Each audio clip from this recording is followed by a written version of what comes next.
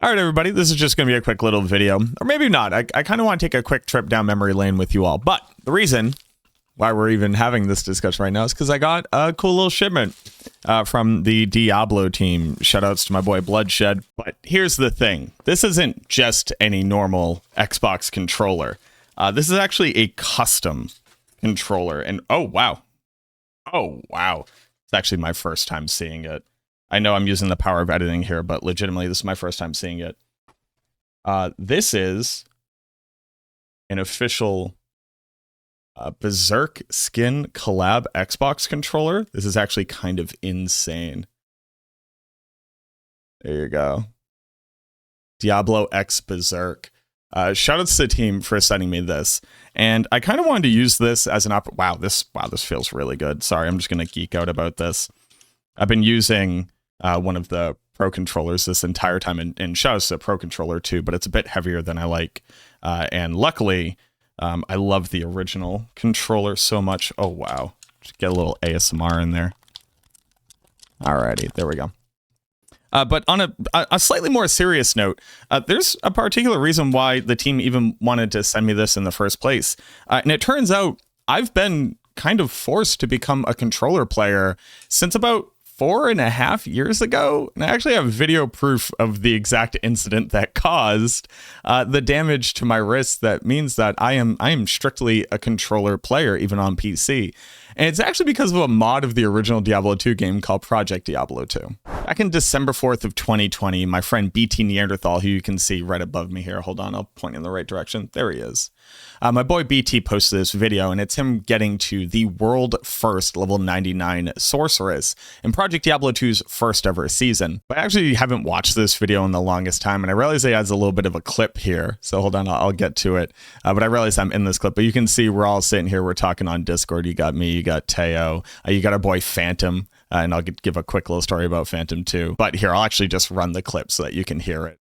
Yeah, it's still very good. I'm slamming this, right? Like, I'm slamming a Templars, right? Yeah, slam it. It is a Templars. I'm okay with that. I'm okay with slamming. Let's go! Cold res on a Templars!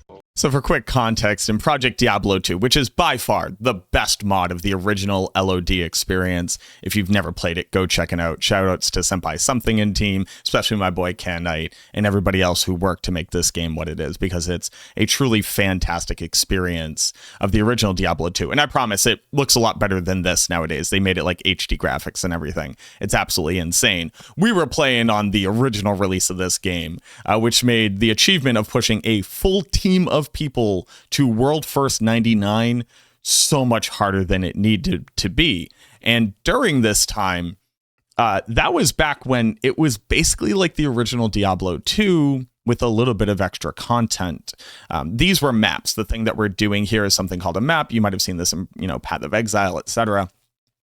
But these maps were very cool once they were fully implemented. When we were doing it, basically not enough monsters actually spawned. They didn't actually give increased experience, and they weren't higher level. And if you've never played Diablo 2, without trying to bore you to death, what that basically meant is that we were getting less experience than if we were just killing Diablo on repeat, because back in the day, that's kind of all you could do to get experience in the original game.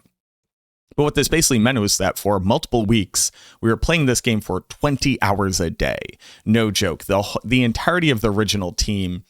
And I'll be honest with you, this was basically some of the most fun I've ever had playing a video game. But if you know these Diablo 2 streamers and content creators, they don't need any introduction. But we had Kano, myself, Mr. Llama, we had Phantom, who was the other paladin on our team. So he was actually world first 99. I was world second 99. We had Rormamu, who's actually a fill-in at one point. So shout out to Rormamu. This is when I first met Empyrean, who you might know from Path of Exile. There's Teo, the grandfather of speedrunning Diablo 2 as well. And then obviously our good friend Unsullied, rest in peace, man. We really miss you. But what this was an insane push to level 99 with kind of nothing going for it. And we did it as a full team. And that meant that the amount that we had to be playing, especially to beat out the other competitive teams at that time, basically ruined me. There was actually a point where my middle and index finger just stopped working. The tendons were so inflamed and tight that I actually couldn't click with them. So I was actually playing on a mouse with my ring finger and my pinky. And luckily at that time I had some customizable buttons on the side, so I'd use those for force move. But I literally couldn't click my mouse. I had to play like a goddamn Ninja Turtle. And from that day forward, it really ruined me. I actually can't play on keyboard and mouse for extended periods of time without experiencing like severe pain.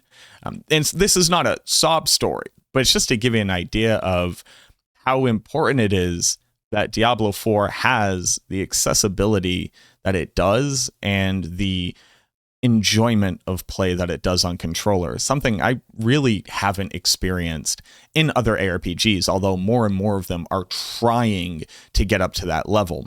Say what you want about Diablo 4, but its controller gameplay is just second to none.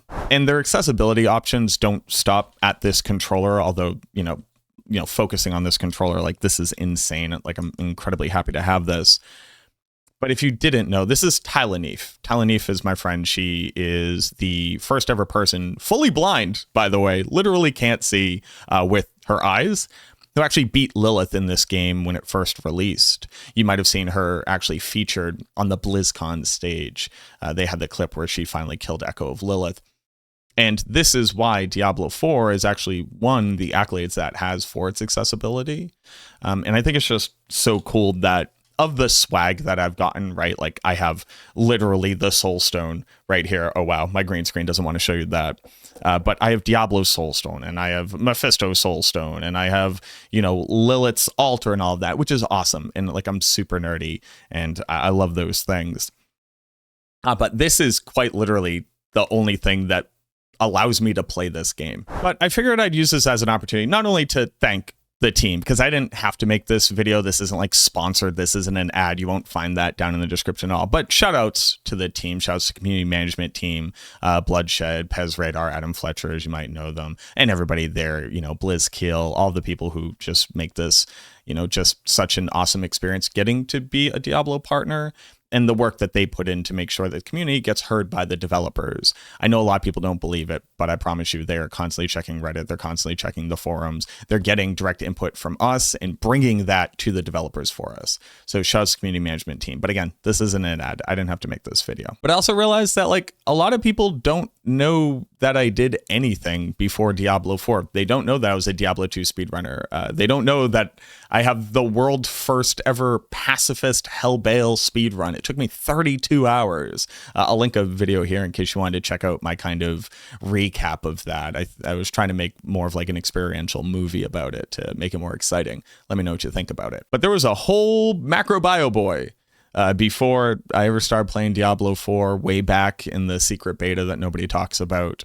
And since that point, I've been playing on a controller. My thousands of hours in this game are fully on controller, which happens to give me just like kind of a unique experience of the game. It turns out skills are different. Teleport is different. The range of things is different. And being able to play on this controller has let me get feedback like that into the hands of the developers from that perspective. So again, shout outs to this because this is like just a really, really awesome piece. I'm so excited to use it. I actually prefer this model a lot more because it's a lot lighter. And these buttons are all super, super sturdy. So I super appreciate the OG. But there you go. There's enough of me shilling for nothing. I appreciate y'all. I hope that this was an interesting little walk down memory lane. If you never knew about these things, let me know down in the comments as well. I'd love to hear from you, but that's enough of me yapping. Thank you very, very much for watching this video. I look forward to seeing you in the next one.